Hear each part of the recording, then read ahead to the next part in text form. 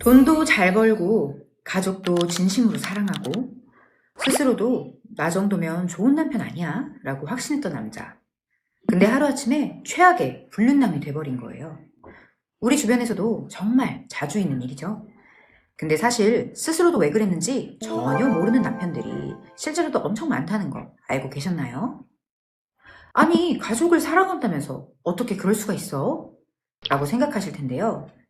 사실 이걸 더 자세히 분석해보면 겉으로는 멀쩡한 남편이었는데 속으로는 핸드폰 배터리가 방전되듯이 심리가 완전히 망가지고 있었던 거예요. 그러니까 이게 뭐냐면 의식, 즉 이성적으로는 이러면 안 돼 라고 생각하는데 이미 무의식의 습관이 반대 방향으로 달려가고 있는 거죠. 이 영상을 보고 계신 남편분들 중에는 지금도 스스로가 왜 그랬는지 이해가 안 가는 분들이 많으실 거예요. 내가 도대체 왜 그랬을까? 나 그렇게 나쁜 사람 아니었는데, 가족도 아이들도 진짜 사랑하는데. 근데 왜 나는 그런 행동을 했던 거지? 처음엔 그냥 가벼운 호기심이었거나 잠깐의 일탈이라고 생각했을 수도 있어요. 근데 어느 순간 정신을 차려보니까 이미 돌이킬 수 없는 늪에 빠져있고 소중한 것들을 다 잃어가고 있죠. 근데요, 불륜에 빠진 게 내가 이상한 사람이라서가 아니에요. 이걸 정확히 모르면 평생 나쁜 놈인 채로 살거나 아니면 언젠가 또 똑같은 잘못을 반복하게 되거든요. 멈추려고 할수록 더 깊이 빠져드는 이 역설적인 상황. 오늘 이것에 대해서 더 자세히 알아보도록 하겠습니다. 여러분께서 제일 먼저 아셔야 할 사실이 있어요. 남편분들, 여러분은 상간녀를 사랑한 게 아닙니다. 그 여자가 보여준 반응에 중독된 거예요. 인간의 뇌는요, 특히 남자의 뇌는 스트레스가 생기면 즉각적으로 그걸 없애고 즐거움을 찾으려는 본능이 굉장히 강합니다. 근데 일상을 살면서 가장으로서의 무게, 책임감, 아내와의 사소한 갈등 같은 것들이 쌓이다 보면 뇌에 과부하가 걸리기 시작해요. 그 상태에서 밖에서 만난 여자가 웃어주고 지켜 세워주고 반응을 해주면요. 그게 스트레스에 찌들어 있는 뇌한테는 그 반응이 살 것 같은 재미와 도파민으로 느껴지는 거예요. 한번 생각해 보세요. 상간녀가 아내보다 더 대단한 지성을 가졌나요? 아니면 인격적으로 훌륭한가요? 객관적으로 보면 아내보다 나은 점이 하나도 없는 경우가 대부분입니다. 그건 여러분들께서 더 잘 알고 계실 겁니다. 근데 왜 그런 행동을 하게 된 걸까요? 사실 이건 게임 중독자가 가상의 아이템 하나에 인생을 거는 것과 똑같은 원리입니다. 나는 아니야. 나는 그 여자랑 있을 때만 숨 쉬고 사는 것 같았다고. 혹시 이런 느낌을 받으셨나요? 사실 그건 행복이나 사랑 같은 감정이 아닙니다. 도파민이라는 마취제로 현실의 고통을 잠시 잊은 거라고 할 수 있죠. 상간녀를 사랑한 게 아니라 뇌의 보상회로가 고장난 채로 가짜 재미만을 쫓아다닌 겁니다. 두 번째로 아셔야 할 게 있어요. 바로 의식과 무의식의 충돌입니다. 이게 머리로는 멈춰야 되는 걸 알지만 행동이 반대로 되는 이유입니다. 관계 중독은요, 중독 중에서도 굉장히 심각한 축에 속하는데요.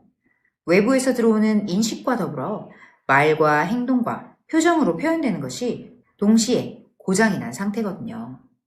이성적으로는 가족한테 돌아가야 해. 이건 잘못된 거야. 라고 생각이 들어도 이미 무의식에서는 지금 당장 저 여자 반응을 못 보면 죽을 것 같아. 같은 이런 강력한 불안감과 강박을 만들어내는 거죠. 그래도 나는 진짜로 그만두려고 노력했어. 라고 말씀하실 수도 있어요. 그러나 중독의 영역에서는 의지는 아무런 힘이 없습니다. 알코올 중독자가 술을 마시면서 내일부터는 안 마실 거야 하고 다짐하는 게 안 되는 것과 똑같은 거죠. 멈추려고 노력하면 할수록 그 노력 자체가 스트레스가 되고 뇌는 또 그 스트레스를 풀려고 다시 반응을 찾게 되는 거예요. 악순환이 계속되는 상황에 갇히게 되는 거죠. 예를 들어 집에 들어왔을 때 아내의 슬픈 얼굴이 너무 괴로워서 다시 집을 나가는 남편들이 정말 많아요. 이건 아내가 싫어서가 아니에요. 아내가 겪고 있는 고통이 내가 감당할 수 없을 만큼의 스트레스로 인식이 돼버리니까 그 스트레스를 피하려고 또 도망치는 겁니다. 이게 바로 무의식의 역설이에요. 미안할수록 더 도망치고 싶어지는 그런 심리인 거죠. 결론적으로 말씀드리면요. 지금 여러분은 사랑을 하고 있는 게 아니에요. 인생 전체를 파괴하는 시스템 오류를 겪고 있는 중입니다. 처음엔 가정만 무너지는 것 같죠. 그런데 아닙니다. 사회적 지위, 그 다음은 재산, 그리고 마지막엔 여러분 안에 있던 인간성마저 파괴됩니다. 상간녀와의 관계가 깊어질수록 타인의 고통에 무감각해지는 시점이 오게 되는데요. 자기 아이가 울고 있어도 나만 즐거우면 돼. 이렇게 생각이 드는 순간 그건 벌써 파멸의 길에 들어선 겁니다. 그럼 어떻게 해야 하냐고요? 미안해 라는 한마디로 이 상황을 때우려고 하지 마세요. 그런 사과만으로는 이 고장난 시스템을 고칠 수가 없습니다. 그래서 지금 필요한 건 자책이 아니라 내 상태를 정확하게 아는 거예요. 나는 지금 내 마음을 통제할 능력을 잃어버린 상태다. 이걸 정확하게 인정해야 돼요. 그리고 자기의 의지를 믿지 말고 정확한 방법으로 회복을 하려는 노력을 하셔야 합니다. 여러분들 모두 수십 년 쌓아온 노력과 인생이 한순간에 물거품이 되는 걸 원하지는 않으시잖아요? 내 아이가 나중에 나랑 똑같은 중독자가 돼서 인생을 망치는 꼴은 더더욱 보기 싫고요. 그 대물림의 고리를 끊을 수 있는 건 오직 여러분 자신뿐입니다. 더 이상 회피하지 마세요. 자신의 상태를 인정하고 회복의 길로 들어서는 것. 그게 가장으로서, 인간으로서 할 수 있는 마지막 선택입니다. 오늘은 외도한 남편들이 왜 스스로도 이해 못하는 중동의 늪에 빠지는지 그 무의식의 원리를 살펴봤어요. 아, 내가 그래서 그랬구나 하고 무릎을 탁 치는 이 순간이 여러분한테 주어진 마지막 기회일 수 있습니다. 이해는 치유의 시작이지만 끝은 아니에요.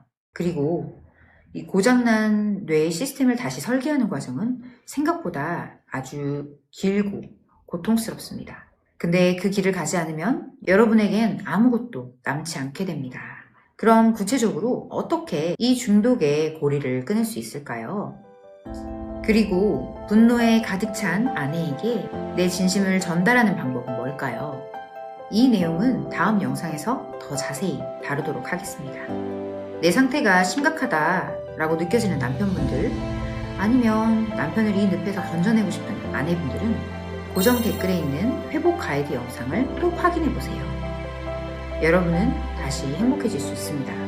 오늘 영상을 시청해주신 여러분들 감사드리고요. 다음 영상에서 또 찾아뵙도록 하겠습니다.